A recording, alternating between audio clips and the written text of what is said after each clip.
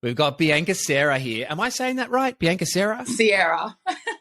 Sierra, yeah, Sierra. Bianca Seirra, a.k.a. BondiBrat, is an escort. I found Bianca on TikTok, and her bold, honest takes earned her an immediate follow. So I obviously had to ask her on the podcast to talk more about this fascinating life that she has. Bianca, g'day. Hello. Thanks for having me. Of course, pleasure. So tell me a little bit about how you found yourself to be in this business. Oh, wow. Okay. It's a lot to unpack, but I'll try and give you a brief story. I basically was working full-time in an office, and I wanted to travel to Europe, and I just wasn't making enough money. And I'd managed a strip club in Melbourne before, so I knew some dancers, and I was talking to them. They're like, Bianca, you've got to come to this massage place. Like, you don't need it. Can I say dick and stuff like that in here? Yeah, go for it. I'm like, you don't need to touch their dick. You don't do anything. We can make up to $300 an hour. I'm like, tell me more. Like, what do you mean? I'm like, how do you do? You don't have to give them a happy ending. Like, what? And she's like, yep, come. So I went in there, and it's like this massage parlor in Wantirna in Victoria. And it was like, it was just, it just smells like incense, really dark, there's 3 rooms with a massage table, and they've got like a split. So your legs go split out, and there's like you can walk right up. So the person's got a split leg. Their dick would just like hang in the corner. Yeah. Oh, yeah. I see. So they couldn't see naked. you. Yeah, everyone's fully naked. So I went and sat in on this massage while my friend Daisy like did it with her regular, and I was just like, I just never seen anything like it. And it was just so mesmerizing, and like the control that she had over him, and like just the empowerment. Like, it's just like she switched on this character, and I was like, fuck, this is cool. Like, this is really cool. And I was never really in touch with like my feminine side. It was very much like tomboy and that sort of thing, and kind of had to get really drunk to be with a guy. So watching this sober, I was just like, this is fascinating. So I just started doing that. On the weekends, I'd work full time in the office, and on the weekend I started massaging, and it was literally like this torturous experience for men. They would just come in, get naked. They could do guided touching of the boobs and bum and body glides, and that's it. No genital touching, no kissing, no anything. And if they accidentally ejaculated, we would find them and then kick them out. So that's amazing. What do you mean? What do you mean if they accidentally ejaculated? It was a massage parlor, so they weren't supposed to ejaculate at all.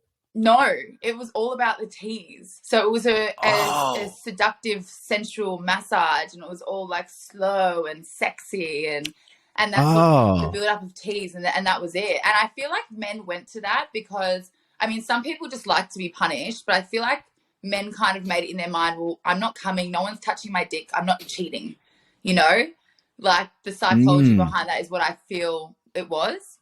But that's how I got into it. And I worked there for about 4 years, maybe 3 or 4 years. My timeline is very bad. And I did that, and it was very interesting, and I just learned how to basically be in control of myself and a man without having to have sex or anything. And then I moved to Sydney. Wait, one more thing about the massage parlor, because I must understand. Okay, go ask me. There's like a sheet or something. They can't see you? No, they can see. They can see. So they come in. So they come in. They start face down. You walk in. We start in lingerie, and we'll start massaging them, and teasing them, that sort of thing. And they just have a towel over their butt. They're butt naked otherwise. And then we'll start slowly stripping, and then that's when we'll like offer them body glides and let me rub my boobs all over your body. It will feel so good. And that's extra. So then you make money, and then you do that, and it just continues to go, oh, you should touch my boobs, babe. And then it'll go to that. And like, it just keeps going, but not too far, because if they get too far, it's like, how dare you come, get out. Like, now that I'm a full service sex worker, I find it so comical. I'm like, I'm yelling at you for accidentally coming. That's ridiculous. Like, like now coming's the amazing goal. Now coming's the goal. Like, of course. Come on. It's so funny. So you would see coming, like in the work that you do now, you would see coming as like, oh, good, now that's over. We can just get job. Back to talking. Done. Yeah. Right. Yeah. I'm like, pat in the back, good work. Whereas the other job, I was like, how dare you? Like, it's so funny.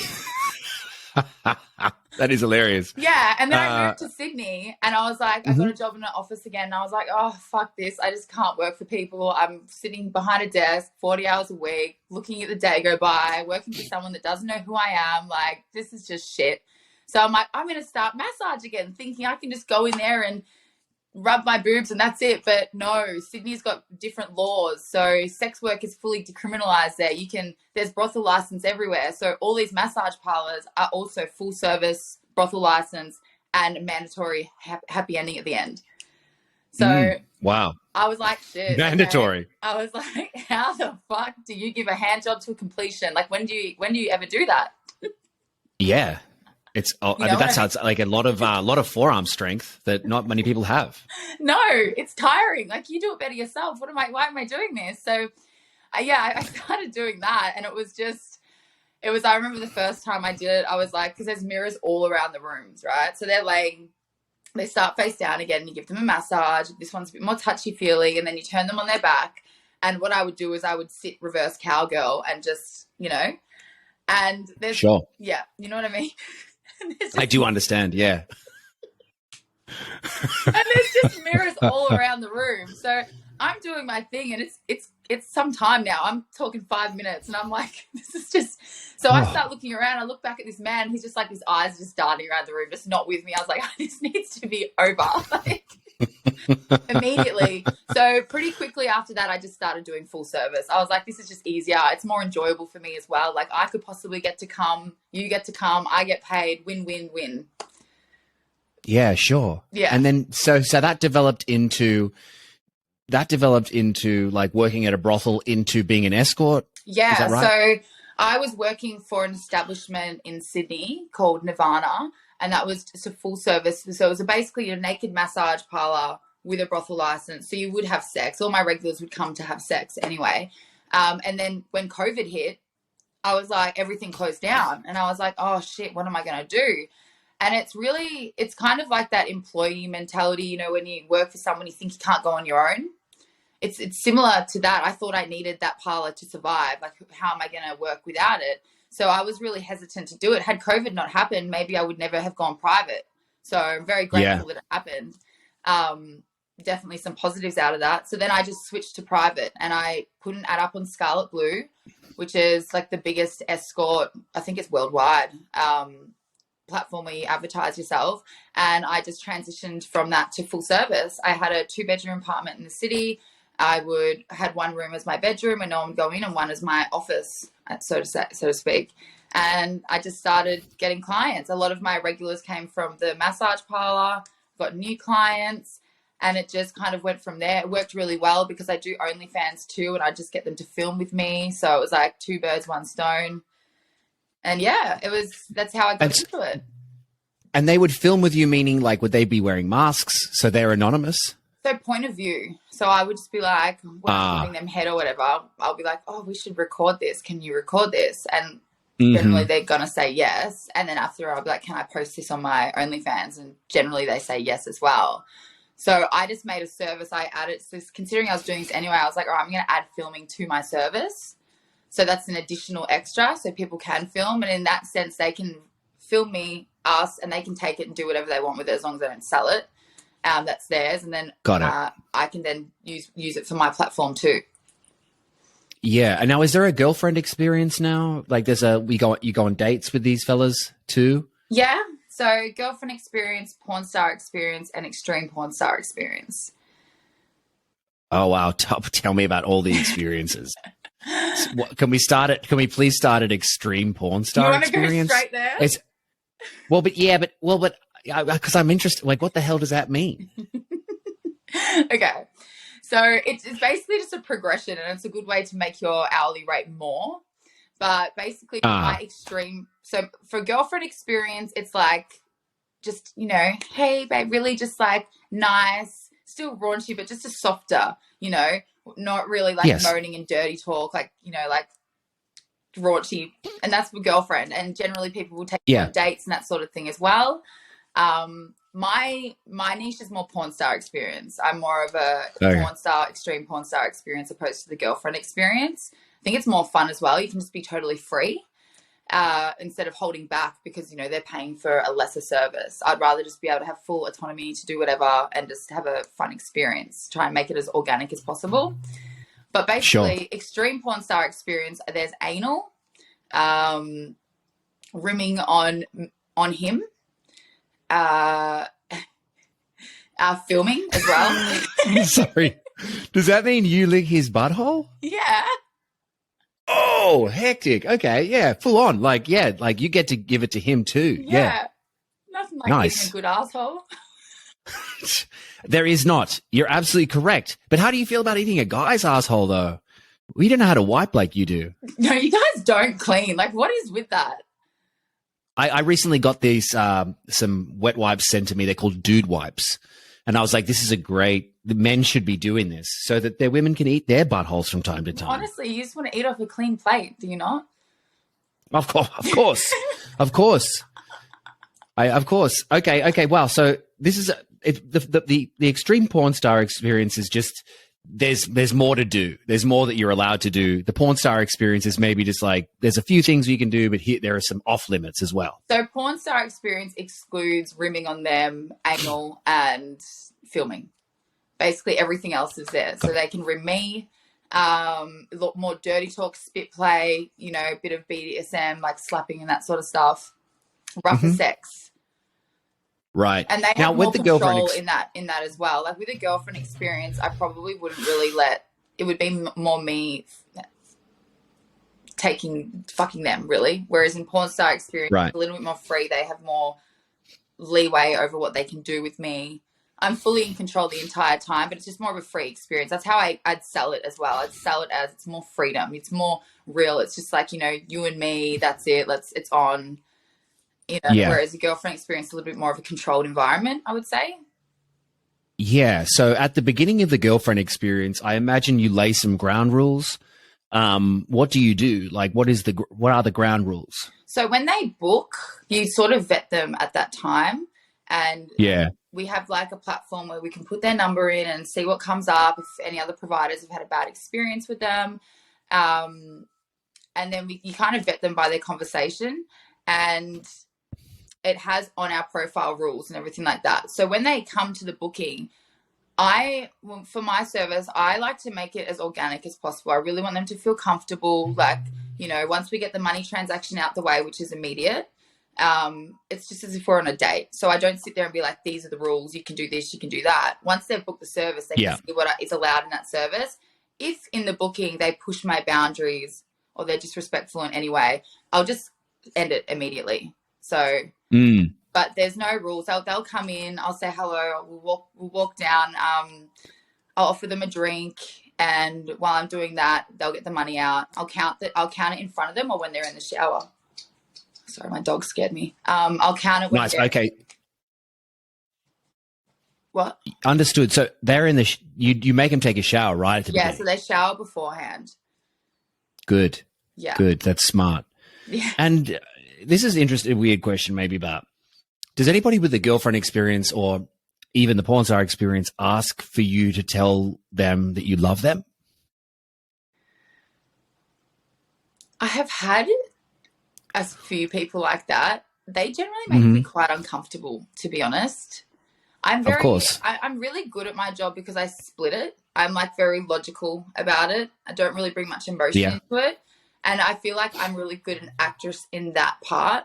But for me to have to sit there and say, I love you to someone, I find that very uncomfortable. That's just something I'm not really willing to do. And it's too raw. That's something I would say. Like sex, I'm so free with. But like saying I love you to someone's more of an intimate thing that I'd say for a partner.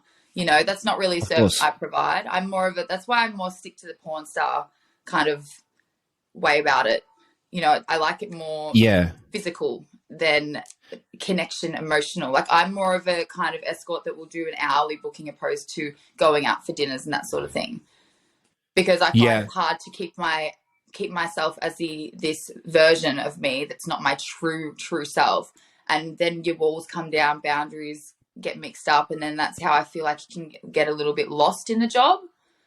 Yeah. For me personally, everyone's different, but that's more so me. I just like to keep it very separate, very physical. this is the job, I'm here to do this service, and then I leave. Whereas if I'm going out for dinner dates, you build an emotional connection, you build a friendship, and it can be, it's just too, I don't like boundaries being crossed in that way for me. I do have some clients that I have more of a connection with, like a friendship, when we do go on dates, but I can't do too many of those. Otherwise it will burn me out. Yeah, it sounds like the whole thing sounds like a performance. I mean, that's how I would think of it. Like, is it, and that's exhausting, you know, that pays a tax on your energy system. You're eventually going to be like, oh God, I can't keep pretending to be your girlfriend. Yeah. Like for hours and hours on end. Yeah, absolutely. You can burn out in this job a lot, because it's not necessarily I'm putting on a fake performance, but I'm giving you the best of me, the most amplified version of me for an hour. And that's a lot. And not only that, also the physical side of me, like you're getting the best. Afterwards, you're like, you know, it's taxing. And especially like my social battery can be drained so quite quickly, you know, because I'm giving so much. Like, and I'm listening, my full attention is on this person. So you can burn out. You got to be careful how much you do and just really be aware of your boundaries. I'm a low volume worker. I probably do two clients a day. Got it. Okay. Yeah. So that's a kind of a rule that you have for yourself in order to not burn out, is 2 people a day. Well, yeah. And also it's not just so much burning out. I genuinely like my job. I really enjoy it. So I don't want to risk not liking it by overworking myself. Like, it's just pointless to me. You know, no amount of money is worth me hating my job. Like, I'm really lucky in the sense that I'm doing a job that I genuinely like. Like, I enjoy it. I enjoy meeting new people. I enjoy the conversations we have. It's really interesting to understand the minds of men. You know, I get to see a side of people that not many people do. And it's really fascinating to me. I love, like, the sex and everything is amazing, but I'm also just like fascinated by how people think and their minds and everything like that. And it's really interesting. Like, I feel like I'm like a psychologist sometimes, like the things that I know and observe in people. So yeah, I just don't want to risk overworking myself so I don't enjoy it anymore. And I think that's really possible to happen. And I don't want to make myself enjoy and not like sex either. Like, you know, if I do it too much and give it, you know, exert my energy too much, you know, there might be a chance that I will then genuinely not like to have sex. And, you know, that's something that I don't want either. Yeah, totally. You mentioned that you can be kind of a therapist kind of for these guys. Like, are there some guys who come in and really want to get to know you and they want to share who they are too? Yeah, definitely. Does that happen a lot? Definitely. I think once you get, it's really interesting. It's almost like some guys just want to get the sex out of the way. Let's just get it out the way. Right. And once I've done it, tick, like, okay, now I can just relax. Yeah. And, you know, we will lay there and chat, and I'm myself. I'm just a very heightened version of myself, but I'm honest. I'm fully me. I use my real name. Like, I'm quite open. And I think I do create a space where people can kind of let their guard down and then in turn let me know about them and why they're here and what's going on for them. Like, sometimes I'm giving men marriage advice, you know, like, it's a very diverse range of conversation, you know.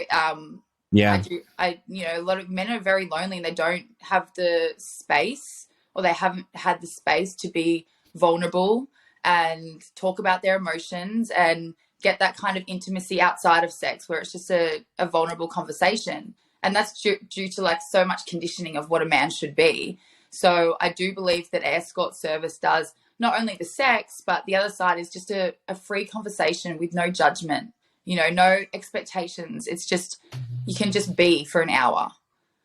Yeah. That's nice. And it is also that, you know, I think I've heard you saying on your TikTok that a lot of these men are married. And so in a relationship of which you've been in for, 10 years, let's just say, sometimes communicating with your partner gets, it gets flaccid, for want of a better word. It's like, it's not exciting. Telling them how you feel can be met with an eye roll. And they judge you off who you were yesterday and have been for the past few years, not off who you are right at this very moment, which is a super important part of being able to communicate with somebody. You have nothing but right now. And that's a beautiful place to enter a conversation. Exactly. You give them your presence. I think in relationships, a lot of my clients are married, and I think it's just a communication breakdown. I think when people get in relationships, you forget that you're two different people. And then there's the relationship. It's like almost three people. There's you, him, and then your relationship. You kind of just become one. And you forget that your partner has needs. And this is not just men not getting their needs. This is women not getting their needs met either. Like the people that everyone's just getting lazy, you know what I mean? And taking things for granted. And then it gets to the point where it's like, this is just, I can't talk to you anymore, because no one's willing to have these uncomfortable conversations about what they want, what's lacking, because, you know, you get met with judgment, you get met with attacking, and you're taking what they're saying as a personal attack instead of what they're just lacking themselves. And I think people just really underestimate what your partner is willing to do for you, like in both ways, to make things work. And coming to an escort and talking to someone like me is kind of an easier way to dealing with these things. But I do believe that they can have conversations with me that will open conversations to have with their partner as well. Yeah. Allow them to learn how to communicate again, like learn how to use their voice and learn how to listen. Yeah. I mean, just knowing how to describe your emotions, if you can get it out in a good conversation with a great friend or someone like yourself, you get to like, you kind of rehearse the line, and then you can go back to your partner and tell them exactly how you feel because you've said it right before. Yeah. But even rehearsing it like that, men kind of need it because they don't, you know, women tend to be, the stereotype is that women are better with their emotions. They're more in touch with their emotions. Men don't often get a chance to be in their emotions. Yeah, absolutely. Absolutely. I think one of the things I observe with men is they just lack a level of intimacy in their life. And when I say intimacy, I don't mean sex. With women, we hug each other. We lay there and talk to each other. If I want to be held, we'll hug and say, I love you. You know, we have really deep conversations. I think men lack that with each other, you know? Yeah. And then because of that, you don't know how to speak about things. It is too vulnerable. You know, a lot of men think that if you show vulnerability to your partner, that they're not going to want you anymore, which is anything but the truth. But this is just like so much conditioning of what a man should be. So then they don't get the space to just be. And I think, that having someone to rehearse these conversations with is really important. I've got a lot of male friends as well, and we have really deep conversations like this too. And, you know, they do say like, I can't talk to the boys about this sort of stuff, or it's very rare. Can't have that space. It's uncomfortable, you know, to show your emotions like that. So I do think that is a benefit of seeing an escort. And I think it's more of I do think that they use us in a way to therapize their life without having to see a therapist, you know, admitting that they need to see a therapist, which is not a bad thing. I think everyone should see therapists. The world's pretty fucked these days. Like, absolutely. You know? But yeah. But imagine a therapist you can also have sex with. Honestly, God's work. Yes. I mean, do you see it that way? Do you see your work as vital?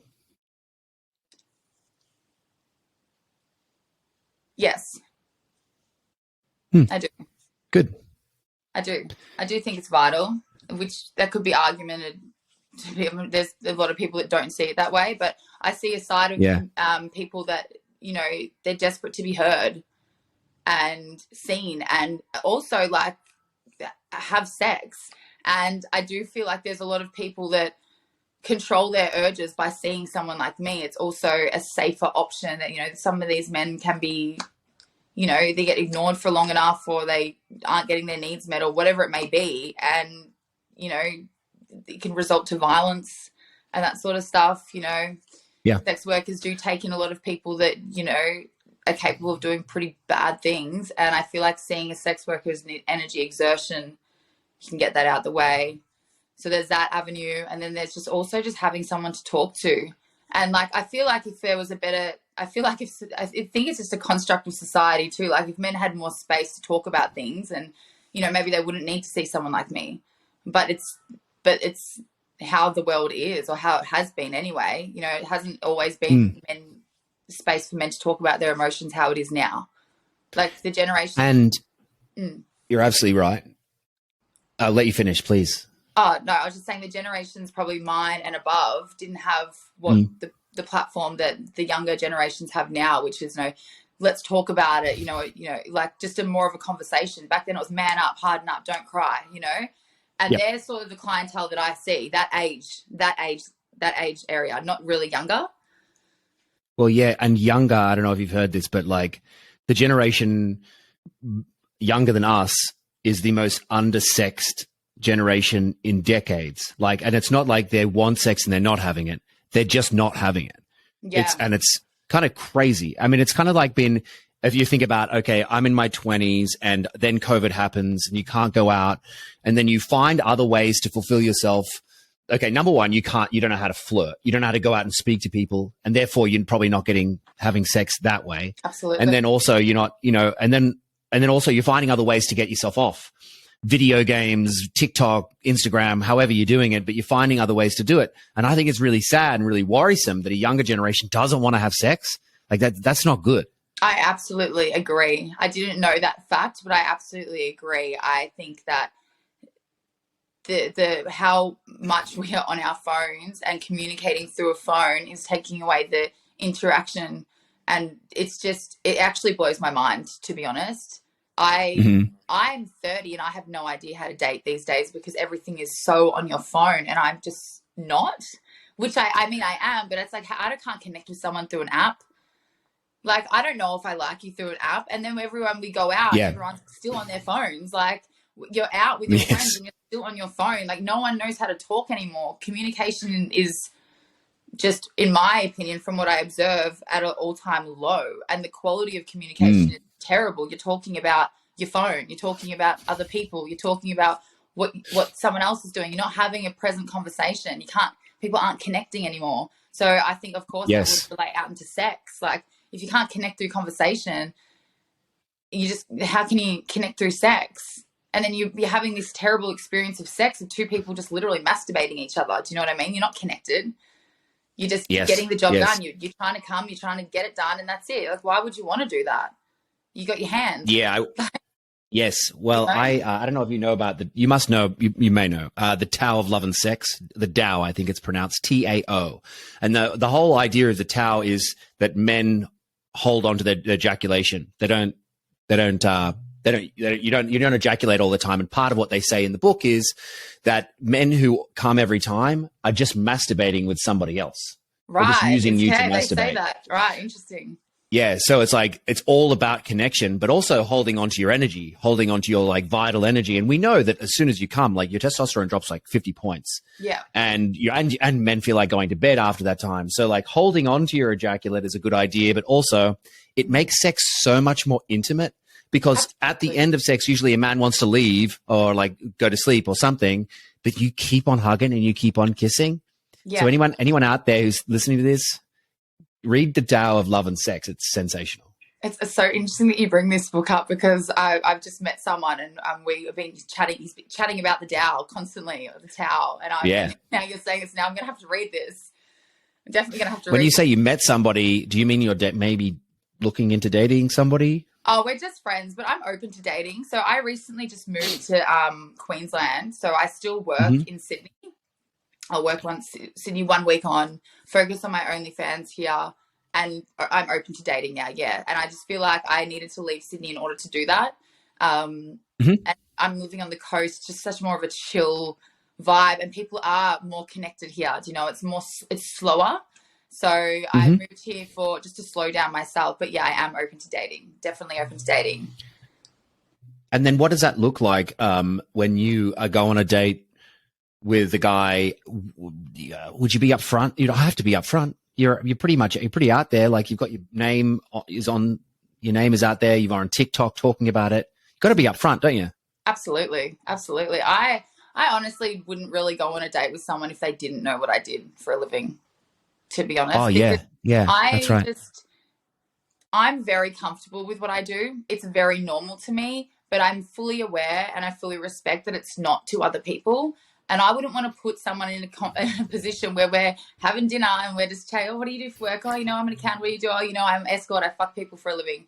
Like, like, to put it bluntly. Yeah. And it's like, want to make someone uncomfortable, you know, and I just don't want to do that. And then I just don't want to do that. So if I was to go on a date with someone, which I have, they know what I do. It's already out there. I very rarely meet people on the street. I mean, because even if I've had a conversation, you meet someone at a bar, their first question people ask you is, what do you do for work? Like it's straight, most question, and I will say straight away, I'm a sex worker. And if they want to lead into that conversation and see what I do, I'm open to it. If they don't, I'm also open to it. I really am so okay with either way, but I wouldn't go on a date with someone if they didn't know. Yeah. And what are the guys like if you're looking to date and they know from the get-go what you do? What are they've got to be a certain type of person, don't they? What is that type of person? Yeah, they've got to have a certain kind of freedom about themselves. Openness, I would say. Bit of a mindful outlook on life. Just open. Yeah. Are they quite sexual too, generally? Like they obviously love having sex too. They like having sex too, but I like having sex. It's really interesting though. I'm actually, when I'm dating, I'm quite reserved sexually. I hold off a little bit. It's very polar opposite to what I'm like at work, because like we were saying, I want to build a connection. I know what it's like to have connectionless sex, and I don't want to do that in my personal life. The sex I have in my personal life, I want it to be a connection, deep, nothing like my work sex, just very different. Yes. You know, so I'm all about going on a few dates and, you know, a little bit of a pash maybe, and that's it, and make out. And that's, you know, and see where it goes. But I've only just started like being open to dating. I was not open for a long time. I did have a boyfriend for a bit while I was in and out of the work, and it was, you know, he hated the job. He just wanted to change me. He wanted me to quit. You know, there's a lot of guys out there that want to like, they like the idea of it. And then when they've got it, they're like, fuck this, you need to quit. You're a whore. Like, just, you know, and it's like, I just never wanted to put myself in that position again, because it really fucks with your head and your sense of self-worth. And I think my worth is high, and that has nothing to do with my job. You know what I mean? It's just like a small branch of a very big tree that is me. And I wanted to really get to know that part of me before I put myself out for dating. So now I just feel like if someone doesn't like me, cool. If you like me, even better. But, you know. Yeah, they're taking their idea of self-worth and putting it on you. Yeah. And go like, you know, you should respect yourself for these reasons. And yeah, but I'm also that's what they're trying to do. Conversation. I find people's opinion and perspective on sex work very interesting, and I'll sit back and listen, like, and understand how their mind works about it. And then if they're open to it, I'll let them know how it is for me and see how they receive that and see the conversation that goes from that. And sometimes it's very interesting. A lot of people are very curious, you know, and I think curiosity, that you either don't understand something and you hate it because you can't make sense of it, or you don't understand something and you're curious, you want to know. And I'm so open to those sorts of people that are just open to wanting to know. You know, you can have a perception on it, but you're open to a new one. Like, I'm open to a convo about it. Yeah, and just back to the thing about guys wanting to change you, the superhero archetype is usual. So I imagine that you would get a lot of those. Yeah, I get a lot of people like, you don't need to be in this industry, you're too good for it. Like, like, you need to be saved. Like, I think there's this really big misconception that the girls in this job, like, there's survival sex work, which is very different to what I do. Survival sex work is that you need to do it in order to survive, basically. That's very different. I can't really speak on that because I've never really been in that position. But for me, for me as an escort, I'm doing this because I want to. Like, that's it. I want to do this job. There is nothing to save here. Yes. And it's very... Are you friends with... Sorry, Di, I keep speaking over you. Please, were you going to... No, it's so fine. Go. I can just rant and talk underwater, so it's good that you take direction. Okay. I will just keep... Are you friends with other escorts? Yeah. Yeah, I am friends with other escorts, but my closest friends are not sex workers. Most of my friends are not in the industry, but I do have friends in the industry, but not many. And they've only been a short period of time being my friend. But my friends for years, and like going back years, none of them are in my industry. You know, I don't really, but I do have friends in the industry. Like, you got to have a community around you. You know, it's good to talk about these things. Sometimes you have a day at work and you just want to talk about it. Someone that just gets it. Yeah. you know. Before we were talking about married men. Now, how often are they married? Like what percentage? My clientele is generally all married. The ones that I like, I've probably got like probably like 80%. 80%. And I really put out there that's what I want. This is very controversial, but I like married clients. They're my favorite. And that is the reason, because they have boundaries. You know, they've got a life outside of me. They're not going to disturb me. They're not going to get obsessed with me. They've got collateral pretty much. And that keeps me safe. Whereas now, how that makes so much sense. Like, that makes so much sense. Why? How often do they speak about their home life with you? So a lot of the time they'll take their ring off. They won't wear it. I don't know. I don't message them and be like, are you married? Or when they come in, like, are you married? Like, they don't say, I have a wife. Like, it's not really like that. You kind of just get to know someone. And after you sleep together, you know, you just kind of have a flowing conversation. And generally their life is their home life or their work life. So they'll either talk about work or talk about home. And they don't say, oh, yeah, I'm married. But we'll have a flowing conversation. And I'll be like, oh, do you have a partner? And they'll maybe yes, maybe no.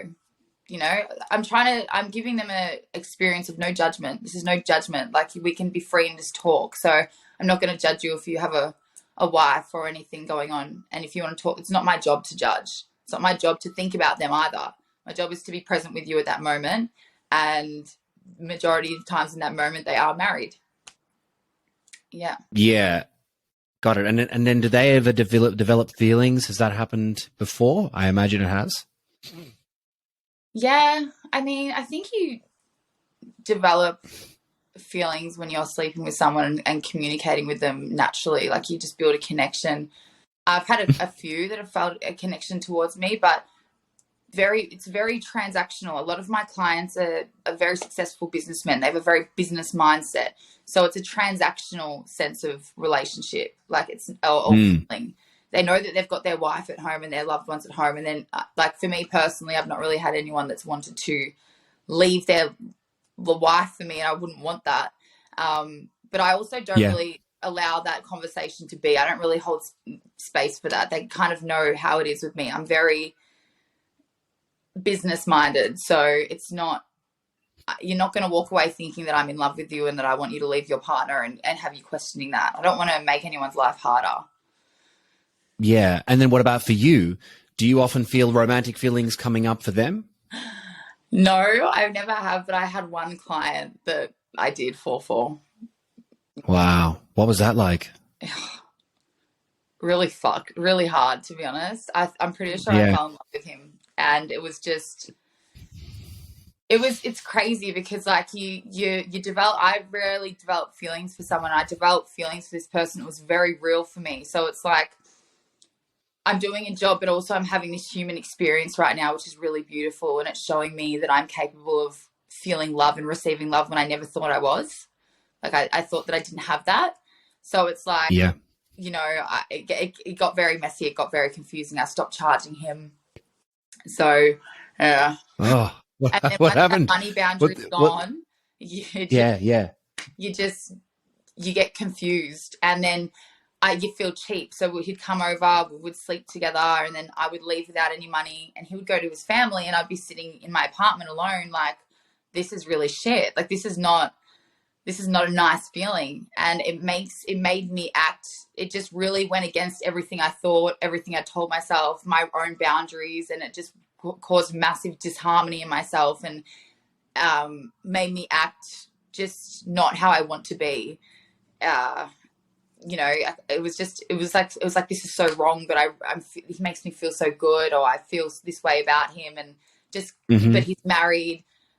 Oh my God, am I a mistress now because I'm not charging him? Like, it's just like, and I'm just like, my whole brain's like, everything I thought that I believed in and stood by morally, I'm like, you know, it was just a lot situation. But I mean, I'm a human being, so it happens, and I just got to be kind to myself about it. I held a lot of judgment about it, and I was just like, I just need to, never again though. Never again. If I ever start feeling that sort of way about a client, whether that be negative or too deep, I will just stop seeing them. It's just not worth it. that was a lesson learned. Yeah. Now, how did he react when you didn't charge him? Oh, he loved it. These men are opportunists. Like, yeah. But was he feeling the feelings too? Was that what was going on? Was he like, oh, I know what's going on because I feel it too? Yeah, I think he was feeling the feelings too. It just kind of progressed. Like, I don't know. I don't know. I don't know. I don't know how that man thinks. I couldn't be my full self around him. It was very restricted. I was battling myself the entire time instead of just surrendering to it as if you were dating someone or whatever, and getting to know someone and getting to know how they feel and letting yourself feel. I was really blocking myself. I was just fighting myself constantly about it. Mm-hmm. So I don't know. I think that he felt the same. I'm pretty sure he felt the same, but I don't want to put words in his mouth. Yeah. But it'd be hard for him to entertain. It'd be hard for him to not take the money, to not give the money and to not feel the same way. You couldn't possibly lead somebody on like that. That we both were it was very mutual. Like we wanted to be around each other. Yeah. But I do feel a little bit taken advantage of too, in a way, with that whole thing. Yeah. You know, but then I guess I was taking advantage of his situation too. We were kind of both using each other, really. Like if you look at it like that, there's not really one person to blame here. Because you wouldn't have thrown yourself into it with that emotion if he wasn't married.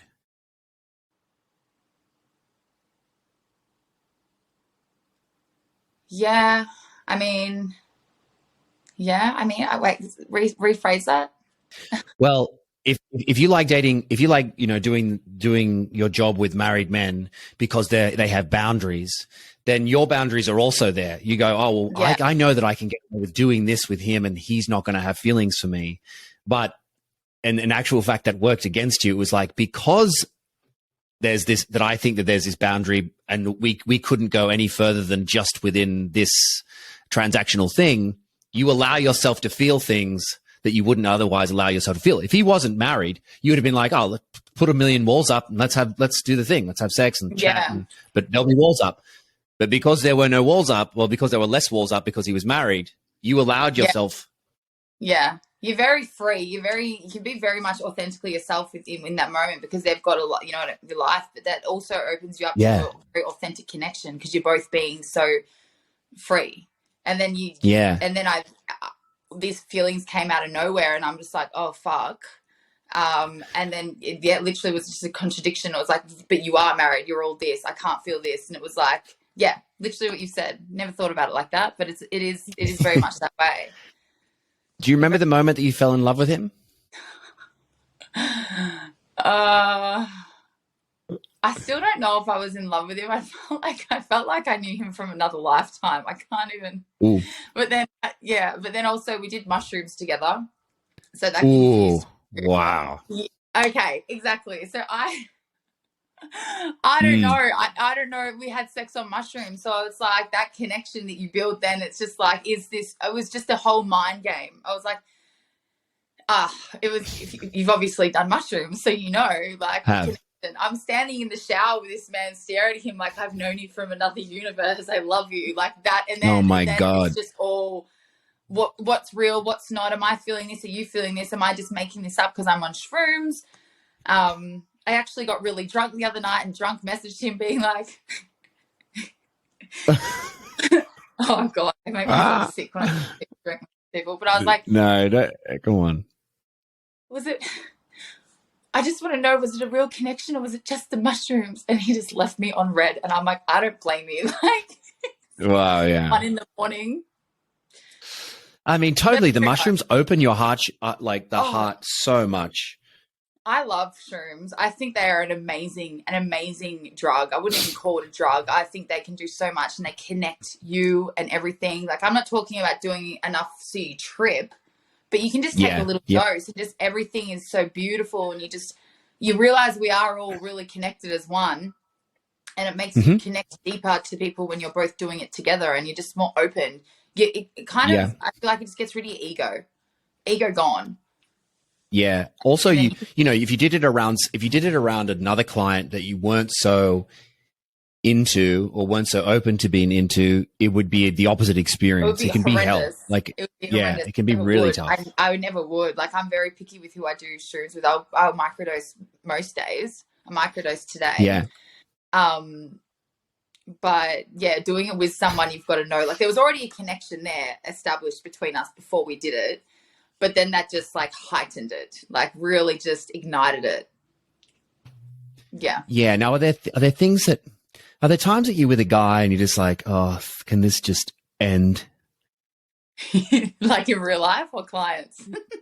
No, clients. Sorry. Yeah. Clients. Like, you're just like, oh gosh, can this be over? This is awful. Yeah. Like, it's just like, what are you doing, mate? What are you doing down there? Like, what's going on? Yeah. And, like, yeah. And like some things blow my mind, like the lack of knowledge around a woman's body. I'm just like, but like, I mean, I'm doing my job. I am very in the moment sometimes, but then sometimes I am somewhere else. Well, my body is on autopilot, and I'm just like, come on, you're gonna come for me, like, come on, you can do it. Let's finish. Up. It's the ones that I generally don't really feel like that often because it's pretty quick, but it's the ones that really just have that hour and they want to fuck the entire hour. They want to drag it out. They're about to come. They're like, no. And I'm just like, oh, sweet Lord. Like, I will just give them head and they'll say stop and I'll just keep going. I'm just like, this is just, we're getting this done. Like, yeah, good for you. Yeah, I need to wrap this up. Good for you. And is there I think I was seeing a TikTok the other day of you saying there are certain, was it smells you were saying? Like sometimes it's just the smell of a guy makes me just want to push them away. Or it was something, sorry, you did say in the video, like, it's like, I've even got like maybe thrush from, you were saying. Being allergic what was to it? people's dick. Oh, right. Yeah. I mean, that must happen. I don't really have sex without a condom. Oh, I don't have sex without condoms with clients. So this is not really clients. This is just men that you have sex with and your vagina just gets sick afterwards. Like, you give me thrush. I smell weird. You smell weird. Like, I'm just chemically allergic to you and you're allergic to me. And usually what I've noticed, it's like that really toxic, strong connection, but it's like your body being like, no. Yes. Your dick makes me sick. Like, get away. Did you know that your egg feels that same way too? Like, it can push away semen from somebody that it knows not to be with. Did you know that? Your egg decides. Your egg chooses. And then another thing that'll blow your mind, right? There's this study on birth control, and it makes women think that men who are they'll make women on birth control smell two different shirts. I think this is the deal. It's two different shirts, and one will be of their brother, and one will be of somebody they're attracted to and somebody they're not attracted to. They think that women who are on birth control think that the smell of their brother is attractive and the person they're not attracted to, but they don't know that someone they're attracted to is that what they smell this way. Birth control completely throws off your ability to smell the right pheromones of the person that you are attracted to and you're supposed to be with. How fucking crazy is that? That is a really, really interesting fact, and I did not know that. I am very against birth control for many reasons.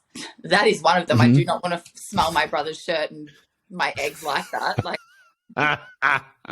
yes. No. That's sickening. I think that the idea of birth control is pretty bad, and it's just so plummeted. The narrative is that it's normal, but it completely changes your brain and your makeup of your body and tricks your body to thinking you're pregnant, and that's just not normal.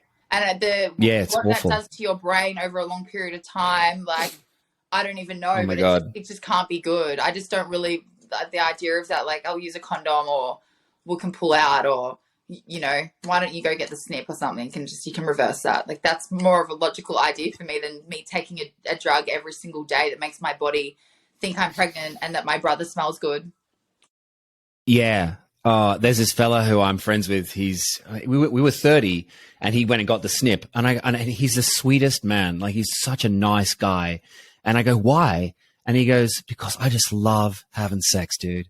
And those really nice guys that you just don't think that they're going to be like that, but he's like that. Yeah. And it would just blew my mind that was an option. He was like, absolutely. I just love having sex too much. And I'm like, good for you. I mean, I think it's like applaudable. Oh, absolutely. I'm I'm applauding for him. I love that. Sex is amazing. We should love to have sex. And if you can do it safely and do it without having to put drugs in your body all the time, like, I applaud that. Amazing. Like, yeah, fuck yeah.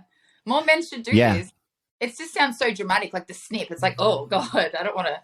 Yeah. It's a very aggressive way of looking at it. But if it's reversible, why not? And the incision's the incision's incredibly small. Like, it's a very the way they do it is amazing. Yeah, I'm probably sure your dick's been in worse places than the hands of a surgeon doing a tiny little snip.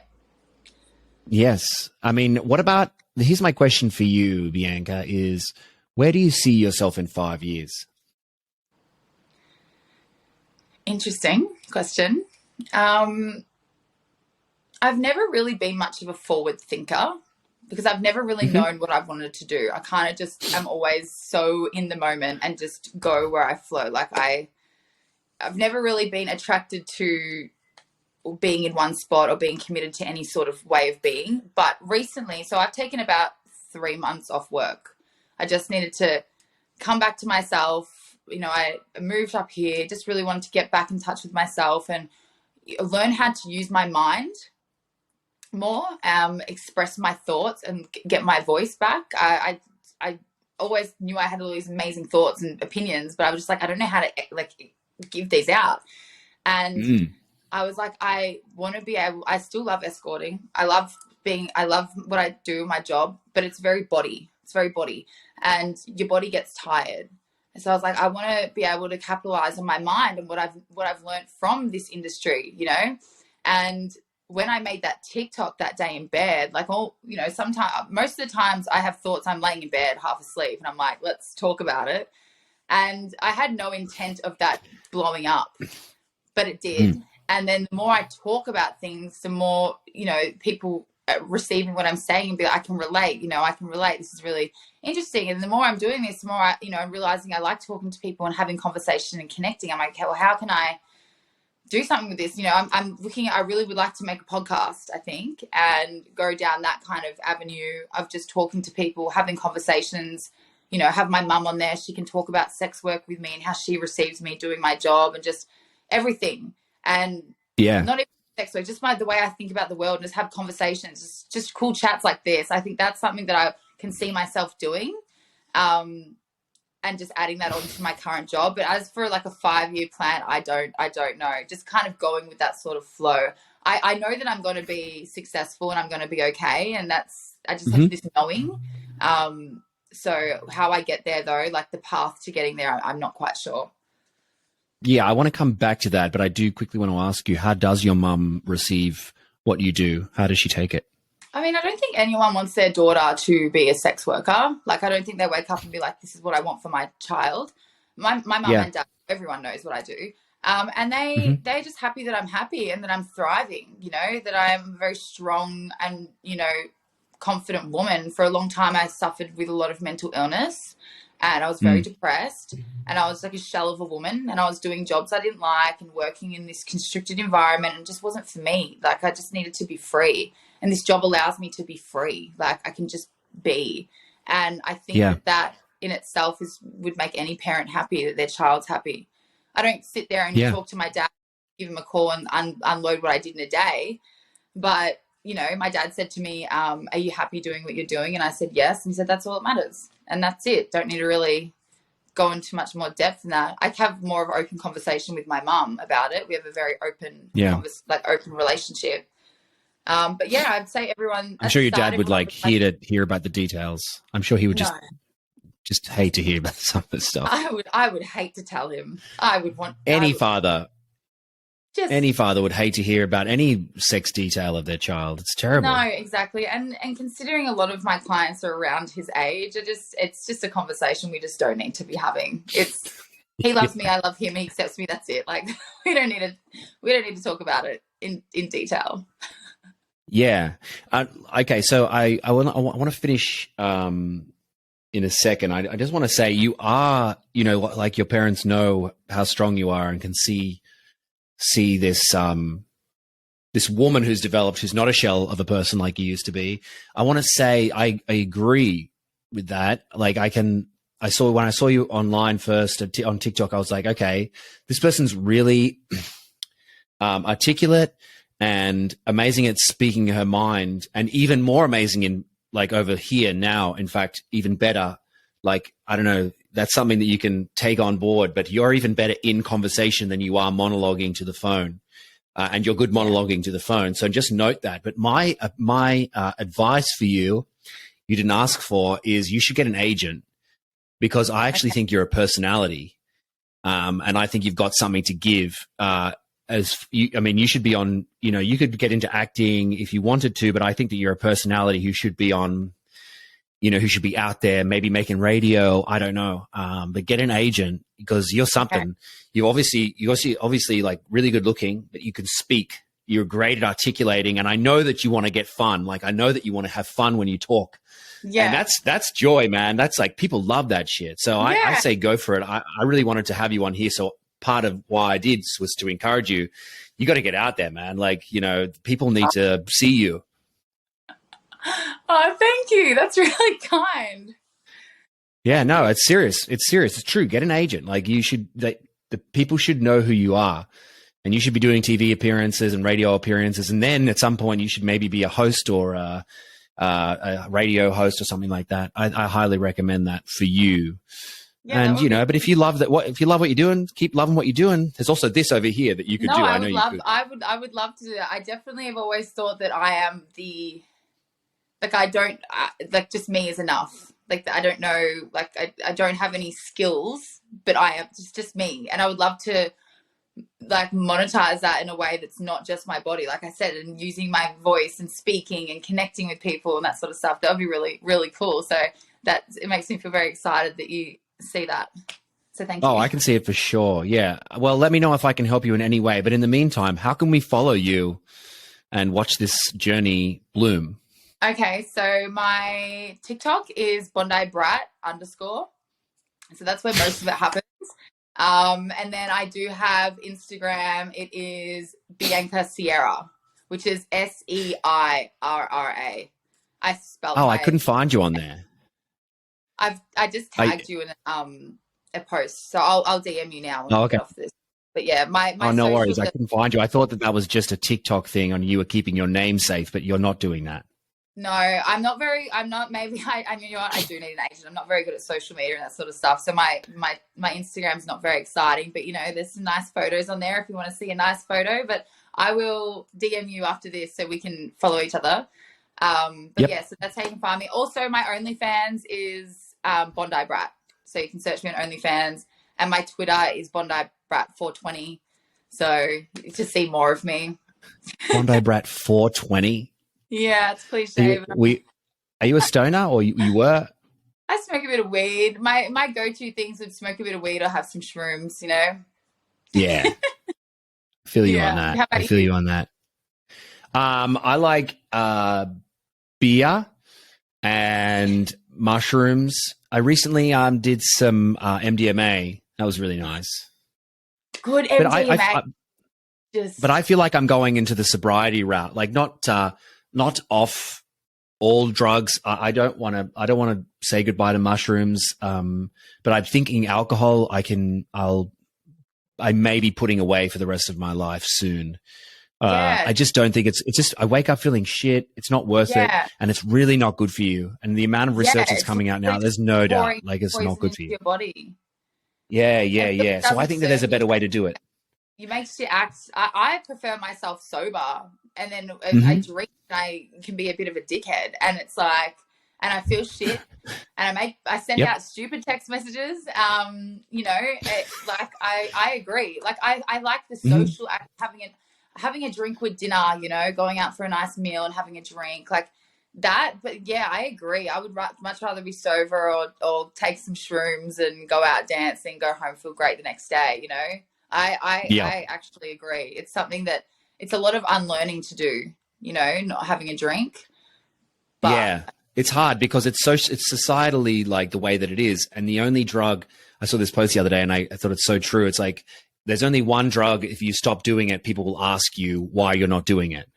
And it's alcohol. It's like, if you're like, oh, I'm not going to do mushrooms. Nobody asks why. If you don't drink, it's like, why? What do you mean, why? That's so silly. Drink poison with us. Let's all get poisoned together. Like, it's just insane. It's actually insane that you go out willingly to drink this drink and then you feel so terrible the next day, and that's normal. Yes. It's just bizarre. Yeah. Yeah. We've all accepted that's the usual. Like, Sunday mornings are fucked. Yeah, but no, if you take mushrooms, you got problems. So take some MDMA, you know. Yeah, it's exactly. Very backwards. I agree. Bianca, I know we could just keep talking. I know that we could, but it's been a joy. So thanks for joining us here on the Zaddy Zone. Thank you so much for having me.